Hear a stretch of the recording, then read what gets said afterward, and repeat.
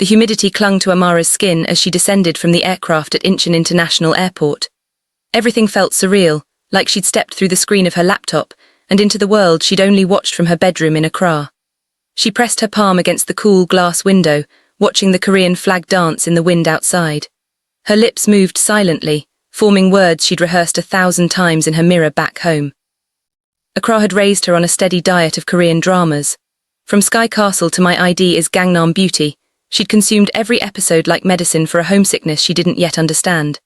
She never believed the acceptance letter would actually arrive, never thought Hanseong Elite Academy would choose a girl like her, a girl from Ghana with big dreams and even bigger doubts. But here she was, clutching her passport, her heart thundering against her ribs like talking drums at a festival. The airport shuttle carried her through Seoul's veins. Her forehead stayed glued to the window, eyes drinking in everything. Glass towers stretched toward clouds, neon characters blazed even in daylight, small shops with colourful awnings lined narrow streets, and pale pink petals drifted from trees she recognised from countless opening scenes. It was more breathtaking than any cinematography had captured, yet Seoul felt distant in ways the screen had never shown. The cold wasn't just in the April air. Her dormitory room greeted her with silence. Her roommate, a pale girl with straight black hair that fell like a curtain, glanced up from her phone, offered a tight smile and returned to her screen. No questions, no welcome, nothing. In the dining hall, the elderly woman serving food couldn't understand Amara's accent, kept asking her to repeat herself until others in line began shifting impatiently. Even figuring out the transit card machine became an ordeal, buttons and Korean characters blurring together while people waited behind her, their size sharp as knives. That first night, Amara didn't allow herself tears. She unpacked methodically, hanging her clothes, arranging her skincare products, setting up the small framed photo of her mother and siblings. But her hands wouldn't stop shaking. Morning arrived with pale sunlight. She dressed in the crisp academy uniform, a charcoal blazer with gold trim, pleated skirt and burgundy necktie. Standing before the mirror, she adjusted the tie 3 times, took 5 deep breaths, and walked into the main academic building with her chin lifted. Every head turned. Conversations died mid-sentence. She heard the whispers even though they tried to muffle them behind textbooks and hands. Is that the African exchange student? Why would they accept someone like her? Does she even speak Korean? Her homeroom was on the 3rd floor, class 2-3. When she slid the door open, the entire room fell silent like someone had pressed pause, 40 pairs of eyes fixed on her. The teacher, a middle-aged woman with reading glasses perched on her nose, smiled professionally. Everyone, this is Amara. She's joining us from Ghana. Please make her feel welcome here. Not a single student spoke. Then the teacher gestured toward the back of the room. You'll sit there next to Minho. Gasps rippled through the classroom like wind through tall grass. Amara's stomach dropped. Minho sat in the last row beside the window, exactly where every drama's male lead always sat. He wore his uniform like it was optional, the top button undone, sleeves rolled to his elbows, white earbuds trailing from his ears. His face could have been carved from stone, all sharp angles and perfect symmetry, the kind of beauty that seemed almost unfair. He glanced up at her, his expression completely unreadable, then reached over and pulled out the empty chair without a word. The girls around them exploded into frantic whispers. Someone actually scoffed. Amara's legs felt like they'd forgotten how to walk, but she forced herself forward, sliding into the seat beside him. Her heart hammered so violently she was certain everyone could hear it. This was how it all began. Sleep didn't come easily that night. The stares replayed in her mind, the whispers echoed in the darkness, and the cold indifference from Minho sat heavy on her chest. She lay in her narrow bed, listening to her roommate's soft breathing across the room, and wondered what her family was doing right now. Her mother would be preparing dinner, her little brother probably fighting with their sister over the remote. She ached for their voices, their warmth, their easy acceptance of who she was. Breakfast was tasteless. Her roommate still barely acknowledged her existence beyond a polite nod. Amara buttoned her blazer, retied her burgundy ribbon with shaking fingers, and whispered to her reflection, "You didn't fly 4,000 miles to become invisible." Walking into class 2-3 felt like entering the same scene on repeat. Maury stares, louder whispers, the same suffocating attention, but Minho didn't look at her, not even once. He was already in his seat, staring out the window like the rest of the world didn't exist. She lowered herself into the chair beside him, clearing her throat softly. Good morning. Nothing, not even a flicker of acknowledgement. The rejection stung more than she expected. She swallowed hard and opened her textbook, pretending the snub didn't matter. Classes crawled by. Korean literature, mathematics, English, history. She understood most of it. Her Korean was decent from years of drama watching, but the social dynamics remained a foreign language she couldn't decode. During the break between third and fourth period, two girls approached her desk. One wore her hair in a high ponytail, her eyeliner so sharp it could cut glass. The other crossed her arms like armor. You think sitting next to Minho makes you special, the ponytail girl said in English, her accent thick and deliberate. Amara blinked up at her, confused. I'm sorry. Don't play innocent, the other girl snapped. You're just an exchange student, don't get ideas about things that don't belong to you. They walked away laughing, loud enough for half the class to hear. Heat flooded Amara's face, her fists clenched in her lap, nails biting into her palms. Then a gentle voice cut through the humiliation. Are you all right? Amara turned to find a girl with shoulder-length hair and soft bangs standing beside her desk. Unlike everyone else, her eyes held no judgment, only genuine concern. I'm G1, the girl said, offering a small bow. You can have lunch with me if you'd like, those girls are just jealous, ignore them. Amara's throat tightened with unexpected emotion. I'm Amara, thank you. Come on, let's escape before they throw something. G1 grinned, and for the first time since landing in Seoul, Amara laughed.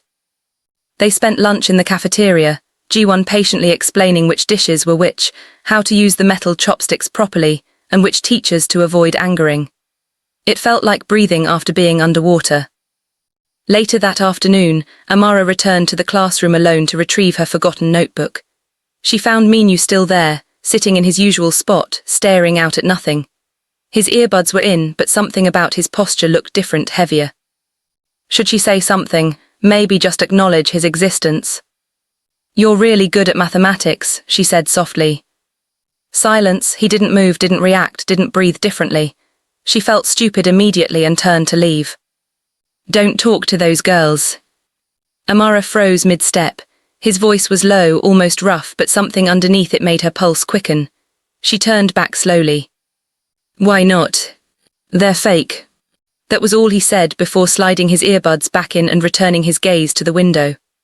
Amara stood there for a long moment, her heart doing something complicated in her chest. Then she walked out, but this time the fear had transformed into something else entirely. There was something about Minho, something wounded and beautiful and possibly dangerous. And despite every warning her rational mind was screaming, she wanted to understand what it was. 2 weeks dissolved into the rhythm of Seoul life. Amara learned which subway exit led to the best tteokbokki stand, memorized the school's labyrinth of hallways, and discovered that adding gochujang to everything made the cafeteria food almost enjoyable, even if her tongue still protested the heat. But each day remained a careful balancing act, like walking across a bridge made of glass where everyone could see straight through her. Except for G1, she became Amara's anchor in the storm. G1 didn't pry or push, didn't treat her like an exotic curiosity or a charity case. She simply existed beside Amara with quiet strength, the kind that asked nothing in return. When Amara stumbled during dance practice in gym class, G1 helped her up without laughing while others snickered behind their hands. When Amara stood paralyzed at the bus terminal, overwhelmed by the routes and schedules, G1 simply tapped her card twice and said, I'll teach you Seoul one station at a time. By Friday afternoon, they sat beneath a cherry blossom tree in the courtyard behind the arts building, sharing a triangle kimbap from the convenience store and laughing about how Amara had bowed deeply to a statue that morning, mistaking it for the vice principal. I think I permanently damaged my dignity, Amara said, biting into the rice roll. You bowed lower than students do on Parents' Day, G1 giggled, covering her mouth. The statue probably felt honored. It felt good, safe, like maybe she could actually belong here.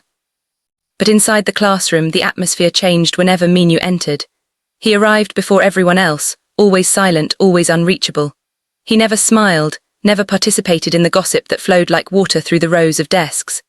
When teachers called on him, his answers came in that smooth, calm voice that seemed too mature for someone 17. It didn't match the uniform or the messy hair or the rebellious, unbuttoned collar. Amara noticed everything about him, even though she tried not to. The way he arranged his textbooks in perfect parallel lines, the way his mechanical pencil never needed refilling, like he'd calculated exactly how much lead he'd need. The way girls slipped folded notes onto his desk, elaborate origami hearts and cranes, and he never once opened them. And most importantly, the way he never looked at her. Not directly. Not once since that first day. One Thursday afternoon, Amara stayed late to finish a sketch. She'd been drawing Seoul piece by piece, trying to claim the city through her art, stitching herself into its landscape with charcoal and ink. The classroom had emptied, the sunset painting everything amber through the windows. She heard movement. Minho was still there in his seat by the window. He hadn't left with everyone else.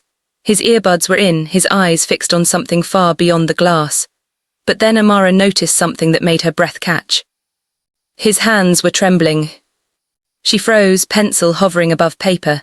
He reached up and rubbed his eyes quickly, roughly, the gesture of someone trying to erase something before it fully forms. Was he crying? The untouchable, perfect Minho. Amara didn't move, barely breathed. In that suspended moment he looked devastatingly human. Fragile, real. Then he sensed her watching. Their eyes met across the empty classroom.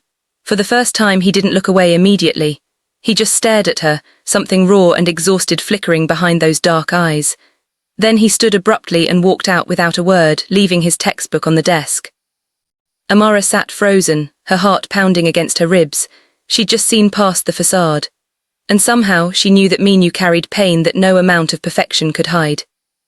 The literature teacher's announcement sent the classroom into controlled chaos. Pair up for the midterm project. You'll analyze and perform a classical Korean poem together.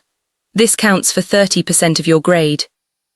Students immediately began pairing off, best friends grabbing each other, strategic alliances forming.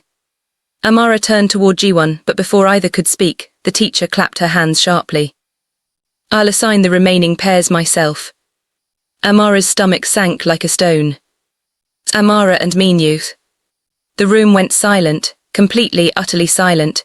You could have heard a pencil drop 3 floors down. Amara's eyes widened. Minho showed no reaction whatsoever, just pulled out his notebook like she wasn't sitting right beside him, like the entire class wasn't staring at them with varying degrees of shock, envy and outrage. Jiwon shot her a look that said, I'll pray for you. They were assigned to analyze Winter Night by Yisang, a poem about isolation and the search for warmth in coldness. The irony wasn't lost on Amara. That afternoon, they sat in the library. Or rather, they occupied the same table while existing in separate universes. The silence stretched between them like an ocean. Amara cleared her throat. We could interpret the dual voices in the poem. It's about contrasts, right? Isolation versus connection, cold versus. You're reading it wrong, Minho said flatly, not looking up from his copy. Amara stiffened, I'm not. He finally looked at her, his expression maddeningly neutral. Read it again, slowly this time. Her jaw clenched. You know, just because everyone here treats you like royalty doesn't mean you can talk down to me. Silence stretched between them, then unexpectedly the corner of his mouth lifted. Barely, but it was there. You're different from the others. Amara blinked, caught off guard. Was that a compliment, an insult, a simple observation? He didn't elaborate, but he didn't argue anymore either. They began meeting every day after classes. In the library at first, then in empty classrooms, eventually on the school rooftop where Minho apparently went to escape. The conversations started in stilted fragments, evolved into proper exchanges, then somehow transformed into laughter that surprised both of them. One afternoon, as they rehearsed their lines against the backdrop of Seoul's skyline, Amara pulled out her sketchbook. She'd been drawing the city obsessively, trying to capture its spirit. You draw Seoul like you're already part of it, Minho said quietly, studying her sketch of Namsan Tower. Amara looked at him, surprised by the gentleness in his voice. Maybe I'm trying to convince it to accept me. He stared at her drawing for a long moment. My mother used to paint before she left. The words hung in the air like smoke. Amara's pencil stilled. She left. Minho nodded once, his jaw tight. When I was 8, just disappeared one morning. No note, no explanation, my father never talked about it. The vulnerability in his voice cracked something open. Amara set down her sketchbook. My father left too, she said softly. When I was 6, he went to work one day and never came home. My mother raised 3 of us alone. For a moment neither spoke. The wind moved through the rooftop, carrying the distant sounds of the city below. Then Minho turned to face her fully, really face her, and said something that changed everything. That's why you understood the poem immediately. It wasn't flattery, it wasn't manipulation. It was just truth, raw and honest, hanging between them like a bridge. The next morning, Amara opened her locker and a note fluttered out. Stay away from Minho, you're embarrassing yourself. No signature, just harsh English letters and a crudely drawn broken heart. Her hands trembled as she stared at it. The whispers had been getting louder all week. She'd felt the stares intensifying, heard the snickers when she walked past. But that day, as she slid into her seat beside Minho, something different happened. He turned to her and asked, "Are you okay?" Not cold, not distant, not indifferent, just human, concerned, present. And somehow that simple question made everything harder, because she was starting to care what he thought, starting to feel things she hadn't planned on feeling, starting to matter to him, and worse, he was starting to matter to her. The school festival arrived with paper lanterns strung across the courtyard and the smell of hotteok and fish cakes drifting from vendor stalls. Music pumped from speakers, dance crews performed on the main stage, and the entire campus transformed into something magical. But for Amara, magic felt more like walking through fire. The whispers followed her everywhere now. She's just using her exchange status to get attention. Minho would never actually like someone like that. She's forcing herself where she doesn't belong. Amara kept her smile fixed, but inside she was fracturing. She and Minho were assigned to run the ring toss booth for their class, standing side by side for hours as students came and went. He remained his usual self, calm, efficient, polite to everyone. Girls from other classes invented excuses to linger, giggling and asking him to explain the rules they already understood, shooting Amara looks that could wilt flowers. Is she still attached to him? One girl stage whispered to her friend. She's like a charity case he's too nice to shake off, another replied, loud enough for Amara to hear clearly. Amara's nails dug into her palms. Not today, she wouldn't break today. As evening fell, fireworks began bursting across the sky in cascades of gold and violet. Students gathered in clusters, taking photos, sharing snacks, laughing under the explosions of light. Minho stood alone near the garden stairs, scrolling through his phone with his usual detached expression. Amara approached him, her heart hammering. You're not watching the fireworks. I've seen enough explosions for one day, he said without looking up. She almost laughed, but the sound caught in her throat. You heard them again, didn't you, what they said about me? He didn't answer right away, just slipped his phone into his pocket. I did. She turned away, her chest burning. They act like you're some prize I'm not allowed to even look at. Minho's expression shifted, something uncertain crossing his features. Do you care? She asked suddenly, her voice sharper than intended. He blinked. About them, no, about you.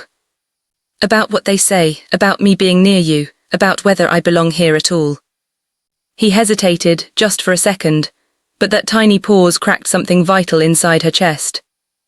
Behind them, a group of girls walked past, their laughter pointed like arrows.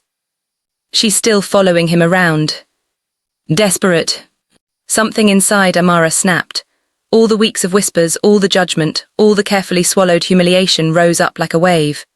She turned back to Minho, her decision made in the space between heartbeats. Before he could speak, before she could second-guess herself, before another whisper could land, she grabbed the front of his uniform and kissed him. It wasn't soft. It wasn't the kind of kiss you see in dramas, all gentle and perfectly choreographed with swelling music. This was raw, defiant, public and utterly real. Amara pressed her lips against his with all the frustration and courage she'd been storing for weeks, claiming this moment for herself, not for them, not even entirely for him, but for her own sense of worth. Minho's eyes flew wide open. His hands hung frozen at his sides, his entire body rigid with shock. Around them, gasps erupted like a wave. Phones lifted into the air, screens glowing as fingers scrambled to capture the moment. The whispers turned into audible exclamations.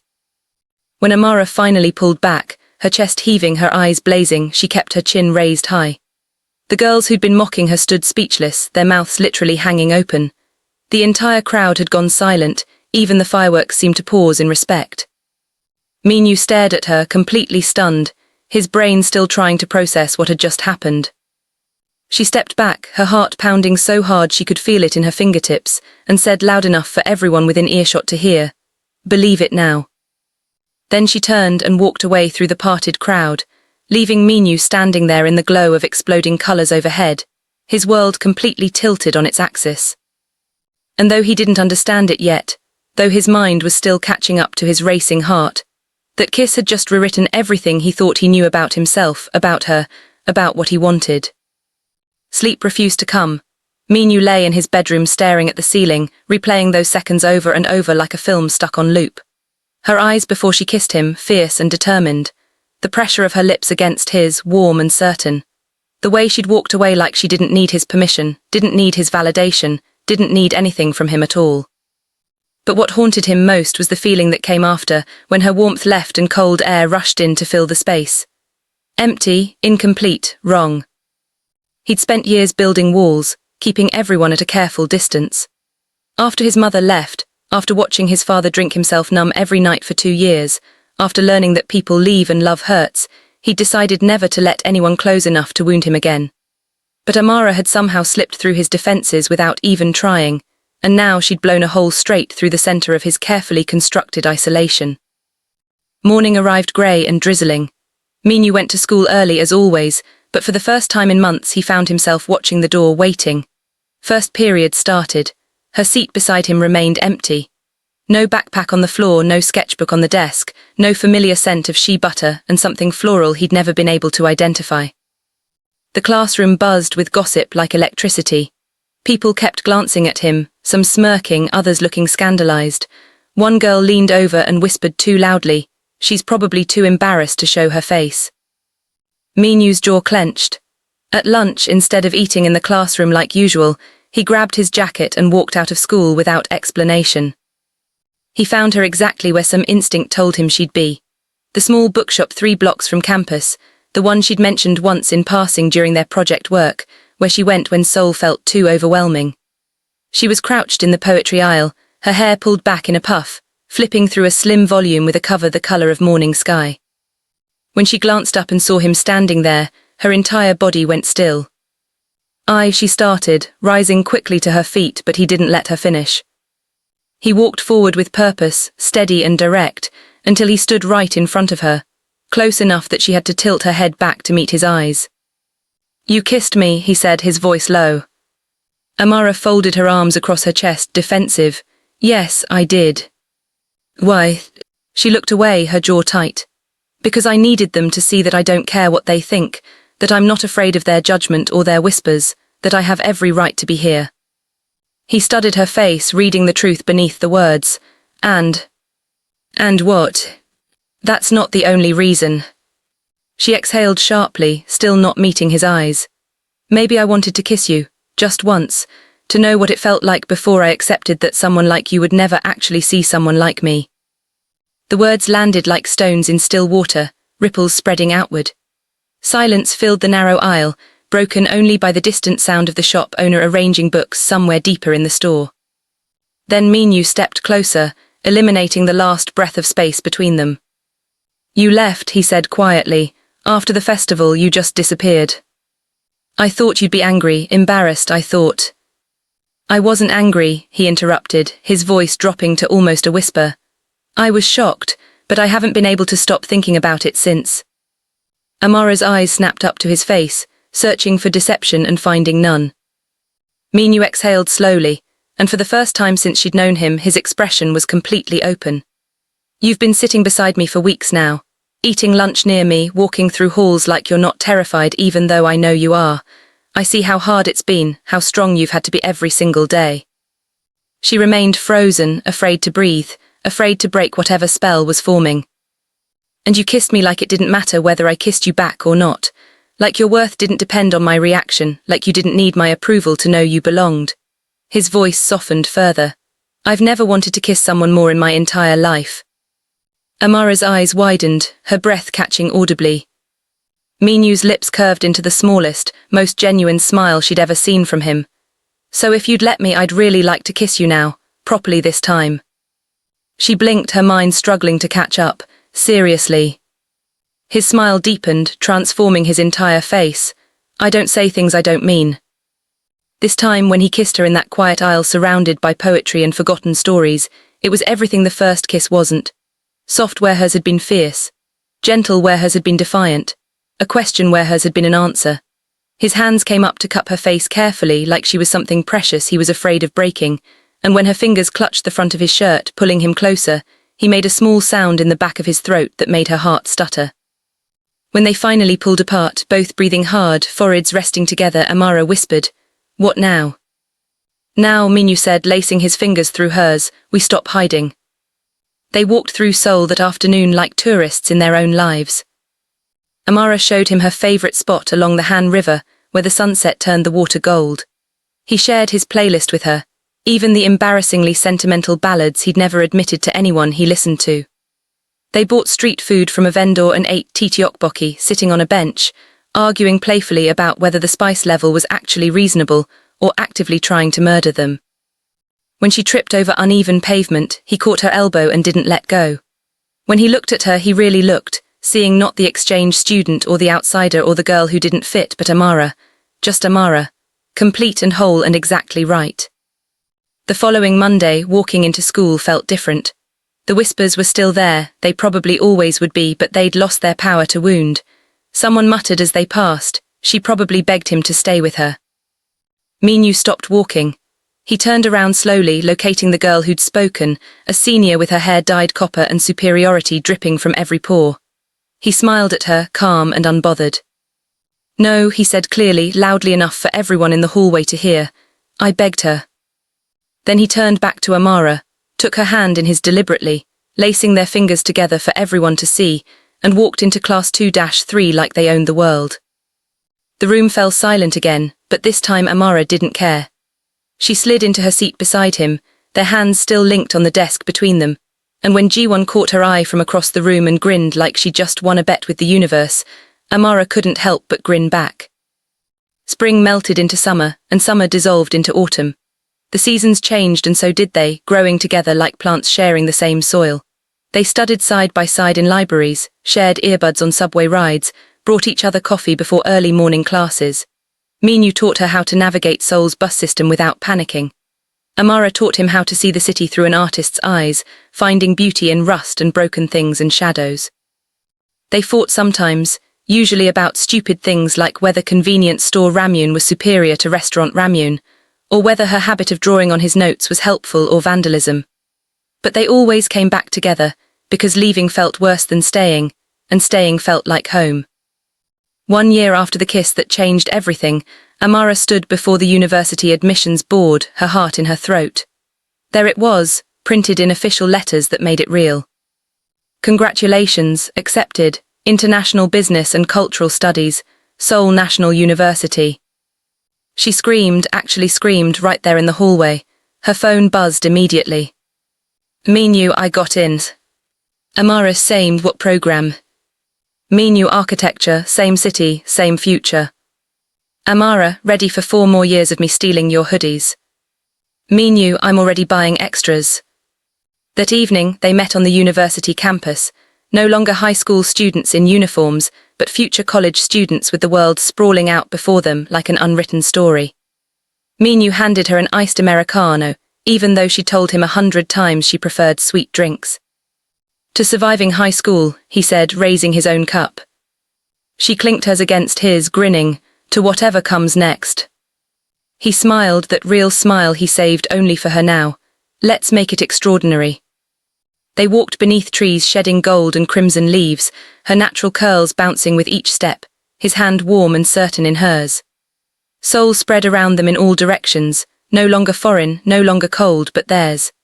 They'd claimed it together, carved out space for themselves in a city that hadn't initially wanted to make room. This time they weren't proving anything to anyone. They weren't fighting for acceptance or validation or the right to exist in the same space. They were simply beginning, 2 people who'd found each other across difference and difficulty and chosen, every single day, to keep choosing each other. The future stretched ahead, uncertain and beautiful and terrifying and perfect. But they'd face it the same way they'd faced everything else, together, hand in hand, one brave step at a time. And somewhere in the distance, Fireworks burst across the soul's sky, celebrating nothing and everything, marking endings and beginnings, painting light across the darkness while two hearts beat in synchrony below. Don't forget to subscribe K-MELANIN TV.